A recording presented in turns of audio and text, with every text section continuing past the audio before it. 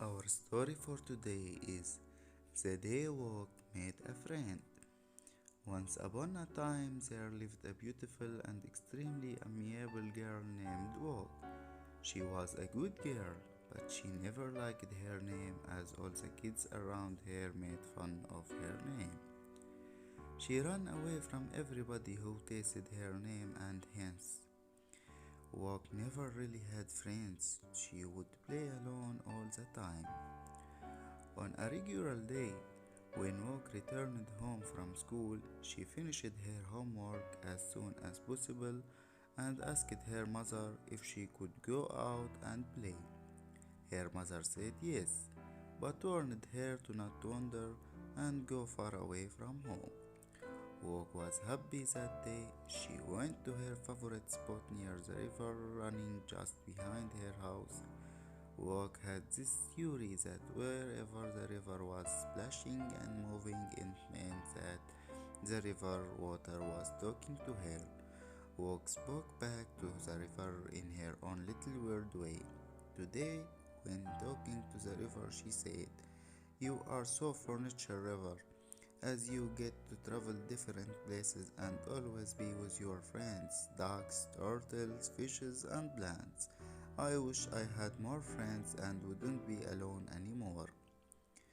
When she was bored talking to the river, she would pick up stones from nearby and try to skip them across the river, like her dad. However, she would fail most of the times.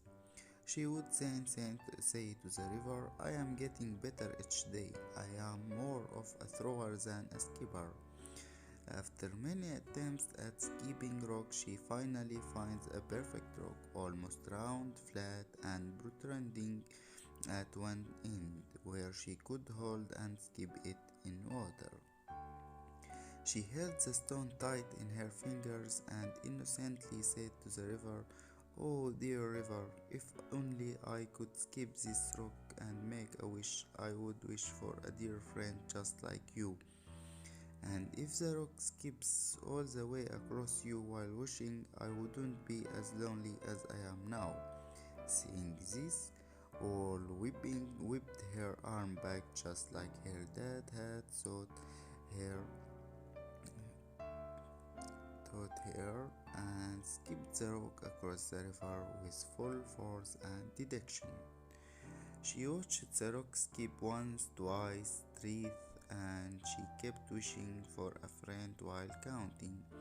To her amazement, the rock went on skipping for the fourth, fifth, and sixth time, and eventually, on the seventh skip, it finally made it across the river on the shore of the opposite side. Walk was totally taken aback.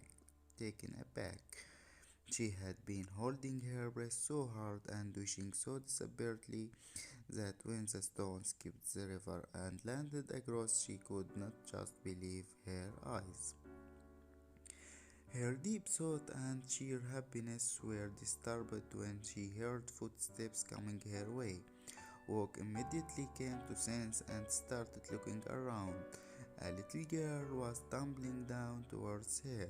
Walk panicked and started to run, but she lost her balance and she fell off too, rolling down towards the river. The unknown little girl and Walk fell almost on the same spot beside each other. The tumbling girl was crying profusely and endlessly holding onto her knee. Walk pulled herself together and went close to the girl to help her. Walk saw that the girl's knee was bleeding. She said the calmest words to her. "I will be alright, it will be alright. I will help you to clean the wound." Walk took some water from the river, washed away the blood from the wound, tore a piece of cloth from her skirt and tied it around the wound on the knee to cover the cut. She politely said to the girl, "My house is nearby. Let me help you. My mother will take care of the wound."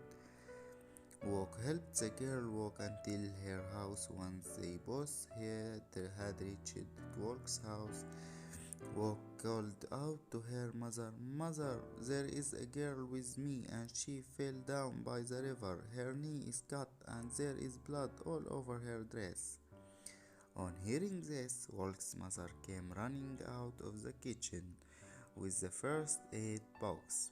She made the little girl sit on a couch and start cleaning the wound. She cleaned her knee with an antiseptic and applied colorful bandages to lighten up the girl's face. She then inquired the girl, asking her where she lived. The girl promptly told Walk and her mother that she had just moved in a house, probably next door. All the houses looked so similar that she mixed up the one she lived in. Walk gasped and felt a hint of joy thinking about her wish. The little girl looked at Walk and asked her, "What is your name?" Walk was stunned and scared to tell her name because she didn't want the girl to make fun of her name like other kids. However, Walk's mother replied, "Her name is Walk, and I am glad she could help you."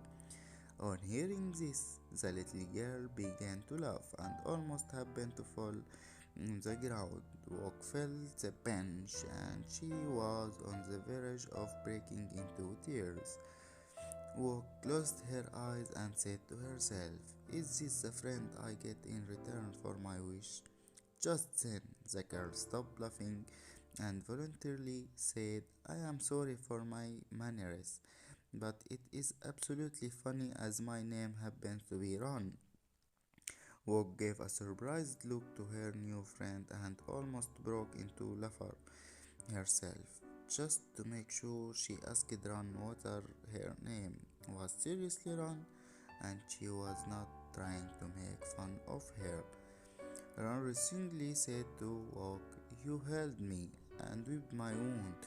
Why would I ever lie to you or even make fun of you?" Listening to these words, Walk felt tem- tremendous happiness and was filled with joy. Her wish to the river had come true, and now she had a very good friend named Ron. Walk would never forget the day. It was the day Walk and Ron became the best of friends forever. The end.